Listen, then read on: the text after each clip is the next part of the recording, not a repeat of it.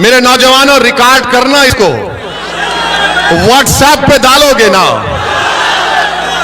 फसाद बुक पे डालोगे, फेसबुक नहीं है, फसाद बुक है, ट्विटर पे डालोगे, इंस्टाग्राम पे, सब पे डालना ये बात, ओवैसी के सवालात। याद रखो, भारत का संविधान आपको इस बात की इजाजत देता है कि आप अपने मजहब पर चलें, आपको मजहबी आजादी दे दी गई है, आप अपने मस्जिदों को आबाद रखें। भारत के संविधान में आपकी जिंदगी, हर भारत के शहरी की जिंदगी एक बुनियादी हक है, फंडामेंटल राइट है, डरने और घबराने की जरूरत नहीं है। और एक बात मेरी याद रखो कि जो जुल्म करता है ना, वो जालिम खत्म हो जाता है। फिरौन था ना, फिरौन मालूम कौन था आपको? फिरौन एक बादशाह था, जुल्म करता था और अपने आप को खुदा कहता था। तो अल्लाह ने हजरत मूसा को उसकी तरफ भेजा और उसके दरबार में, फिरौन के दरबार में गरीब लड़की थी, बहुत गरीब थी, झोपड़ी में रहती थी। उसका काम यह था कि फिरौन के बेटी के बालों को कंघी किया जाए। और एक दिन जब वो फिरौन के महल में बादशाह की बेटी के बालों में कंघी कर रही थी तो कंघी नीचे गिर गई। उसने झुककर उठाया और कहा कि मेरा रब वो है जो मूसा और हारून का रब है, कि रब्बे मूसा और हारून, मेरा रब वो है जो अल्लाह है। उसने कहा, तो बादशाह की बेटी ने कहा कि तू मेरे बाप को खुदा नहीं मानती? तो उसने कहा, नहीं, मैं उसको खुदा मानती हूं जो तेरे बाप का और तेरा और मेरा वो अल्लाह है, मैं उसको अपना रब मानती हूं। उसने जाकर अपने बाप से कहा कि एक कनीज है काम करने वाली जो मेरे बालों में कंघा करती, वो तुझको खुदा नहीं मानती। फिरौन ने उसको अपने दरबार में बुलाया। उसके दो बच्चे थे, एक शीरखार बच्चा था और एक 10-11 साल का बच्चा था। दो रिवायतें हैं। एक रिवायत में आया कि फिरौन ने कहा कि क्या तू मुझे खुदा नहीं मानती? तो उसने कहा, नहीं, मैं उसको मानती हूं जो तेरा भी रब है और मेरा भी रब है, वो अल्लाह है। उसने कहा, देख, मैं एक बड़ा तांबे का बर्तन लाया, उसमें तेल डाला और उसको खूब जलाया और कहा कि अगर नहीं मानेगी मुझे खुदा तो तेरे बेटे को उसमें डाल दूंगा, तेरे 10 साल के बेटे को।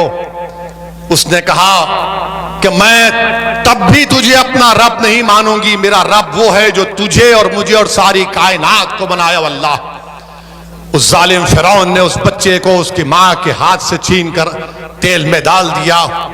वो बच्चा फौत हो गया। फिर पूछा, बोल अब क्या बोलेगी? तो उसने जब देखा कि बच्चे की हड्डियां सामने आ गई, उसकी आंख से आंसू निकलना शुरू हो गए, तो बादशाह फिरौन ने कहा, अब तू डर गई, अब मान ले मुझे खुदा, तेरे आंख में आंसू आ गए। तो उस लड़की ने कहा कि मेरे आंख में आंसू मेरे बच्चे की मौत की वजह से नहीं या तेरी खौफ की वजह से नहीं, मेरे आंख में आंसू सिर्फ इसलिए आए कि अल्लाह मुझे एक ही जान दिया अपने दीन पर कुर्बान करने के लिए। फिरौन ताज्जुब किया और फिर कहा कि तेरे शीरखार बच्चे को ले लूंगा। उसके सीने से छीन लिया गया। तो जब बच्चे को, जो 6-7 महीने का बच्चा था, जब उसको तेल में डाला जा रहा था तो अल्लाह ने उस बच्चे को ताकत दी बोलने की। उसने कहा, मां तू कह दे कि तेरा मेरा सबका रब अल्लाह है, तू इस तेल की तरफ मत देख, कह दे कि मेरा रब अल्लाह है। उस बच्चे को डाल दिया गया। तो याद रखो, अल्लाह रब्बुल कायनात है, अल्लाह रज़्ज़ाक़ है, अल्लाह गफ्फार है, अल्लाह रहमान है, अल्लाह रहीम है, अल्लाह करीम है। और अल्लाह के दरबार में कभी भी जालिमों से अल्लाह इंसाफ करता है और जुल्म का खातिमा होगा इंशाअल्लाह ताला। और याद रखो, वो सहाबी रसूल का वाक़या याद आ रहा है। जब रोमियों से जंग हुई, हजरत अब्दुल्लाह हुदैफा शामी थे जिनको रोम के बादशाह ने गिरफ्तार कर लिया और उनसे कहा कि तुम इस्लाम को छोड़ दो। उन्होंने कहा नहीं छोड़ूंगा। उसने कहा मेरी बेटी से शादी कर ले। उन्होंने कहा मेरा शादी करने का इरादा नहीं है। उसने जेल में डाल दिया। एक बदकिरदार किस्म की एक महिला को उसके पीछे लगा दिया। वो जेल में भागते थे, उससे कहते थे कि मुझे हाथ मत लगा, तू गैर महरम है। फिर बादशाह ने बुलाया उनको और कहा कि चलो मैं तुमको एक और ऑफर देता हूं, तुम मेरी अंगूठी को चूम लो। उस अंगूठी पर कुछ और निशान था। उन्होंने कहा यह भी नहीं कर सकता। ये होठ जो अशहदु अल्ला इलाहा इल्लल्लाह व अशहदु अन्ना मुहम्मद रसूलुल्लाह कहते हैं, जो मोहम्मद मुस्तफा सल्लल्लाहु अलैहि वसल्लम की गुलामी में सलातो सलाम पढ़ते हैं, इन होठों को मैं वहां नहीं चूम सकता। बादशाह ने कहा मेरे माथे को चूम ले, मैं 100 सहाबियों को आजाद कर दूंगा। उन्होंने कहा नहीं करूंगा। फिर कहा कि 300 रिहा करूंगा। तो उन्होंने कहा तुम पूरों को रिहा करो, तेरे माथे को चूमूंगा। उन्होंने माथे को चूमा और जब वापस गए तो खलीफा हजरत उमर थे। हजरत उमर ने आगे बढ़कर हजरत अब्दुल्लाह हुदैफा की पेशानी को चूमा।